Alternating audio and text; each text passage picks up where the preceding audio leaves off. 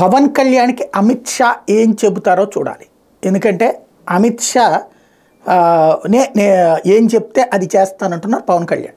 నిన్న పిఠాపురం నుంచి తను పోటీ చేస్తున్నటువంటి మరోసారి పునరుద్ఘాటించిన పవన్ కళ్యాణ్ కాకినాడ విషయం మరోసారి ప్రస్తావించారు. కాకినాడకి టీ టైం హెడ్ను తీసుకొచ్చి ప్రకటించడంతో పాటుగా టీ టైం ఆయననే అక్కడ అవసరమైతే అటు ఇటు మారుతాం అంటే అమిత్ షా కనుక నరేంద్ర మోడీ కనుక తనని పార్లమెంటుకు పోటీ చేయమంటే అప్పుడు తాను చేస్తానని చెప్తున్నాడు. వాళ్ళుగా చెప్పరు. చంద్రబాబు గారు అయితే ఆయన 2 చోట్ల చేయమని చెప్పారు. కాకపోతే ఇక్కడ పబ్లిక్లోకి వేరే సంకేతం వెళ్ళిపోతుంది. అంటే ఆయన కనుక ఎంపీగా కూడా చేస్తే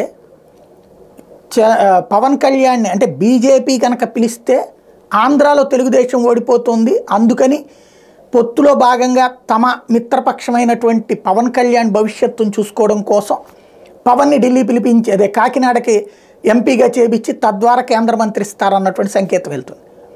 ఒకవేళ చంద్రబాబు గారు చెప్తే కనుక పవన్ కళ్యాణ్ని ఢిల్లీకి పంపించేసి ఇక్కడ రాజకీయాల్లో తనకు అడ్డు లేకుండా తన కొడుకు అడ్డు లేకుండా చూసుకుంటున్నాడు అన్న సంకేతం వెళ్తుంది. వాస్తవంగా పవన్ కళ్యాణ్ అంతిమ లక్ష్యం ఏంటి? ముఖ్యమంత్రి కావడం. ప్రస్తుతానికి తనకంత బలం లేదు కాబట్టి సర్దుకుని క్రిందసారి 1 వచ్చింది, ఈ దఫా 21 గెలుచుకుని ఆ తర్వాత 30-40 గెలుచుకుని ఆ తర్వాత ముఖ్యమంత్రి కావాలి. అప్పుడు రాష్ట్ర రాజకీయాల్లోనే ఉండాలంటే ఇది లేదు. పవన్ కళ్యాణ్ సొంతగా నిర్ణయం తీసుకోవచ్చు. పార్లమెంట్ ఎన్నికల్లో పోటీ చేసి అక్కడ గెలుపొంది తద్వారా కేంద్ర మంత్రి హోదాలో ఇక్కడ తిరుగుతా రాష్ట్రంలో తనదైనటువంటి ముద్ర వేసుకుంటూ తను ఏదో ఒకటి ప్రజలకి చేస్తూ చెయ్యాలన్నట్టు. అది పవన్ నిర్ణయం తీసుకుంటే బాగుంటుంది కానీ అమిత్ షా చెప్తేనో చంద్రబాబు చెప్తేనో తీసుకుంటే కరెక్ట్ కాదు. నికార్సైన రాజకీయం ఒక పార్టీ అధ్యక్షుడి హోదాలో ఆలోచించాల్సింది పవన్ కళ్యాణే.